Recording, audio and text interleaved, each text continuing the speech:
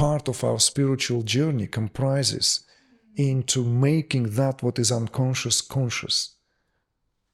We can also see this awakening itself, the Kundalini itself, in order for us to enter the kingdom of immortality requires the sacrificial pyre of whom we consider ourselves to be.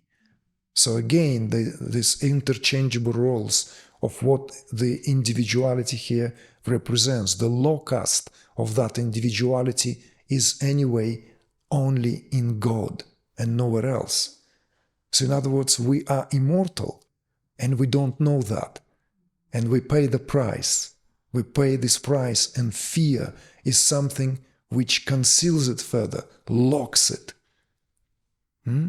cements this as the maze, as the labyrinth, from where there's no way out.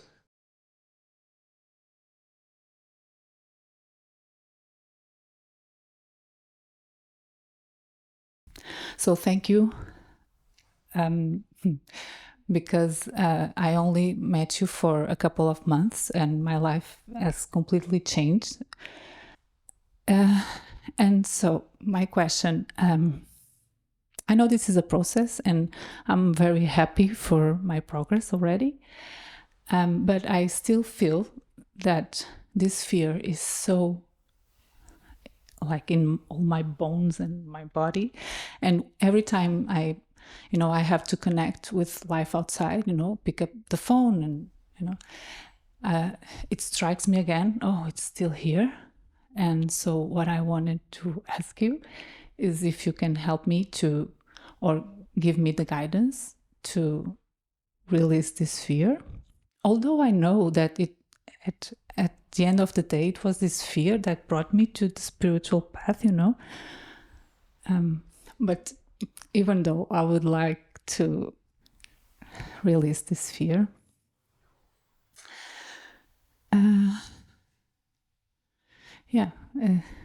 this is my question. What can I do to let this fear go? So what is the nature of this fear anyway? Let's just go there. Right? What is it ultimately that you are afraid of? What do you think that is really, really... I mean, we can speak about it, but then it will become hypothetical if we speak about fear per se. So how do you feel? It's insecurity. Like I have always felt alone in my entire life, like... I am responsible for everything. I have to do all of that by myself, and I think that was because I wasn't held and nourished as a baby.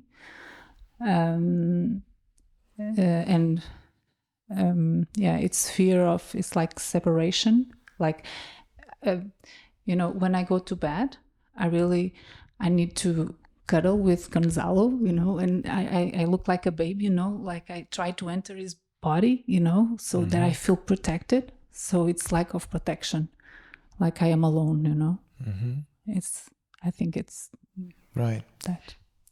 But what is it in itself an expression of? See? No, I'm saying it out loud as a rhetorical question, no longer addressed to you, but that's how you feel, and it's absolutely right. But we should trace this now, and trace the origin of that fear. So, okay, let's say we presuppose that is the cause of that fear, or the cause of that fear in not being held at the time when this was crucial. Why? And we know that very well, that among many primates to which we as species belong at the biological level, right? Being held in first particularly few weeks from birth is paramount to survival. So the sense of touch in fact, in studies are made now, we're no longer talking about, oh, this is according to Trikashaivism. No, this is an accepted reality that babies who are not held are at a much higher risk to die in the first weeks upon their birth. So the sense of touch there is programmed by millions of years of evolution, millions of years, right, where that newly born in the world of primates will be attached to the body of the mother throughout this, let's say, phase of breastfeeding. And particularly in the first few weeks, it's paramount to survival. So the baby either need to grip properly, like that's, that grip, the grip that purportedly Spartans tested, the vitality in the baby, whether they're fit to live in a community. And I don't know if you know that or not.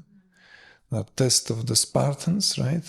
In the cliff, hold on to your life. Yes, no, oops, sorry. Not Spartan enough. Next, So it's like, yeah, quite, we're not going to go there, but that grip, right? Grip is important here, the grip.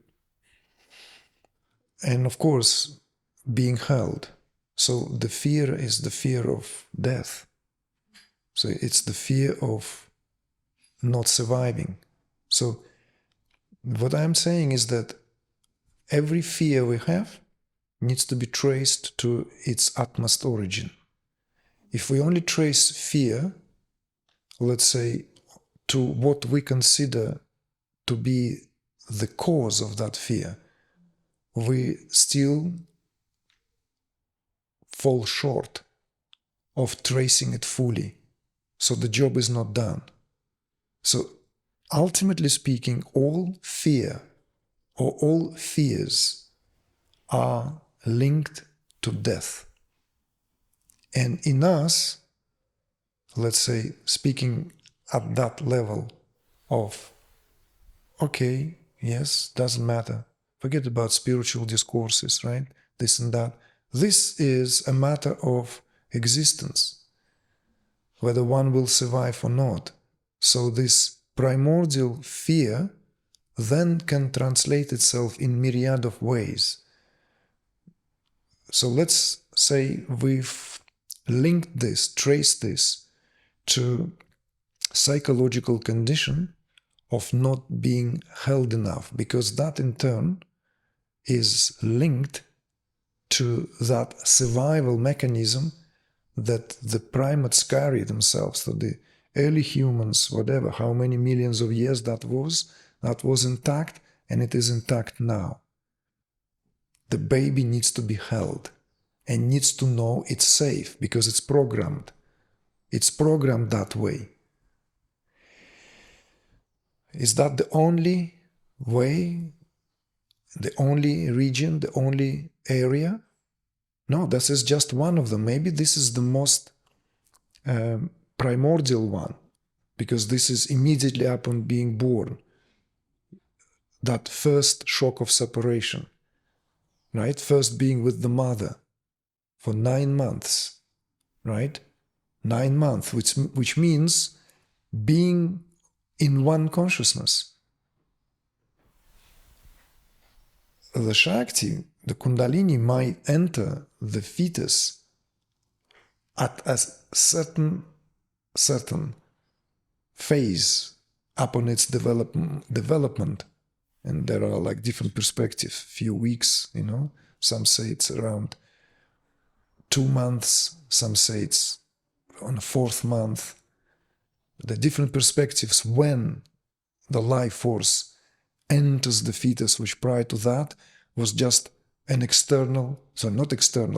an extra part of the body in the mother's womb. Now there is its own life force, just as there is its own heartbeat, right? Its own pulse, heartbeat. But consciousness there vibrates in unison. So every joy of the mother is a joy of the fetus, of the baby. Every joy, every sorrow, every experience, every emotion, that's what it is. One. And then suddenly birth takes place. And in that birth, the baby learns to be independent, right? Independent being. And it's a very, very difficult process because it still connects to the mother. Vedic perspective, by the way, is such that child and mother are connected full stop through time and space, irrespectively how much distance there is. The biological mother, even if she abandons the child or the child is brought up by foster parents, remains intact. The bond is unbreakable because of the principles of nature here. See? Principles of nature. We can build up on that more, but right now, going back to this more specifically. So, but this is not the only, let's say, set of primordial, in a set of primordial fears, why we behave in a certain way, which causes tremendous fear in us, for example, fear of isolation. Again, because we are social beings. Our survival, most likely, in this long corridor of time, was linked to us being social creatures. So we are not programmed to survive alone, like maybe in some creatures in the animal world, right? Where they no longer live in colonies. The birth takes place, and then the race for survival begins there and then. But in a more developed system, in a more developed organism, in a more developed structure, this need for social, for group, is also paramount to survival. So this is why psychologically we are wired, programmed, because it links to survival. So those of us who have been felt isolated may carry these fears which are inexplicable, unexplainable, fear for one's safety. It can be taken throughout the entire life. It doesn't matter. One's life is now filled with social interactions. One is completely, constantly surrounded. But in the crucial phases, the shock on the system was such that it contracted under the circumstances where it felt as if it might not make it. So these are, of course, important factors. So therefore, from that ultimate perspective, all fear has to be traced to the very source of its origin, and that is, in all cases, linked to the fear of death.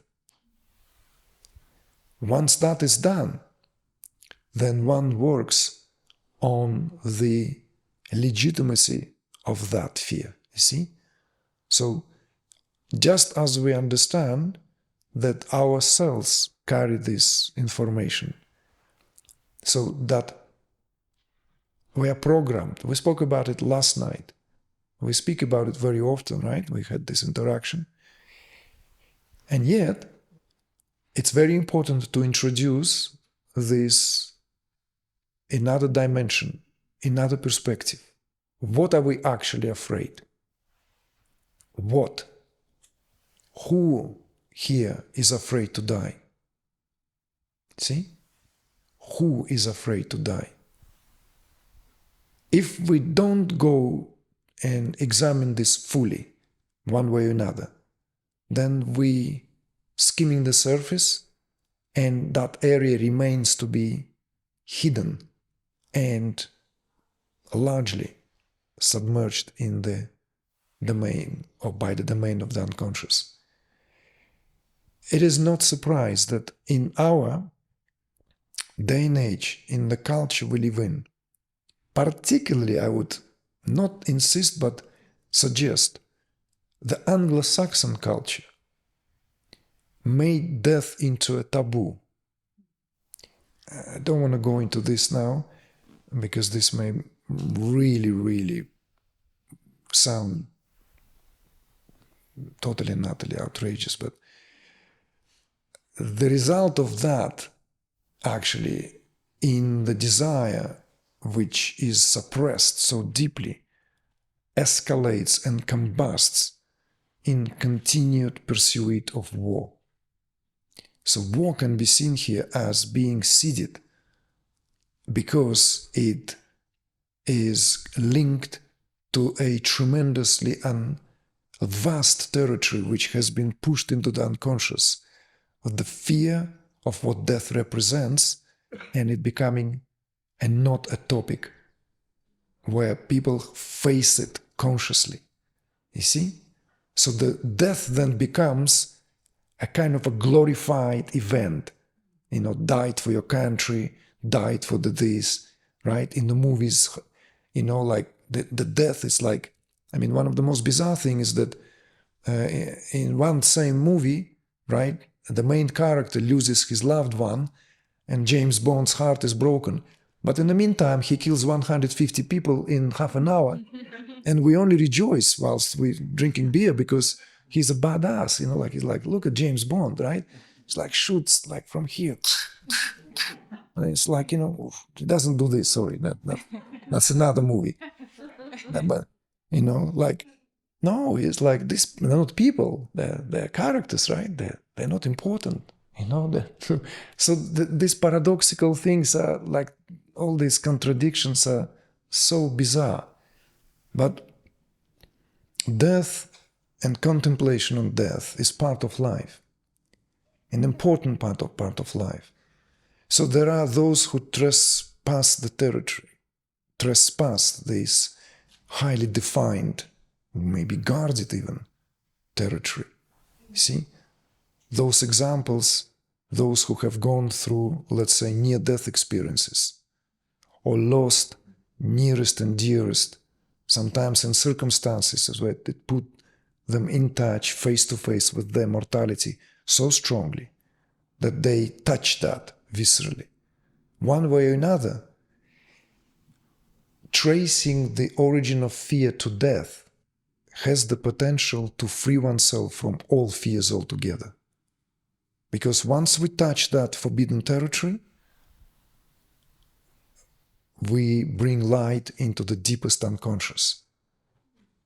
Because what death represents? Let's look into it in the language of mythology, in the language of allegory, right? Death is the underworld, right?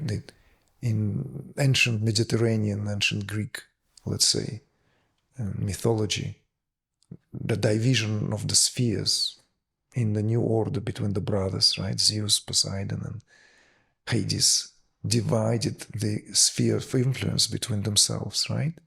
The heavenly, the watery realm, and the realm of the underworld, where Hades presides, in the god of the death, the god of the underworld. So death here represents also that underworld, the unconscious. And every hero has to go there. So the baptism here, very often, of the hero is through having to visit the underworld. Have you noticed that? If you really analyze how many heroes were given that task, from Hercules to Orpheus, right? Having to go down, like such different characters, by the way, right? Hercules, the strongest of all the men ever lived, and Orpheus, most refined soul, musician, right? All have to go, for whatever reason that was necessary, to go where mortals are not allowed to go. It's forbidden. And that what turns them into heroes. So this understanding of the connection and relation of death with the unconscious is very important.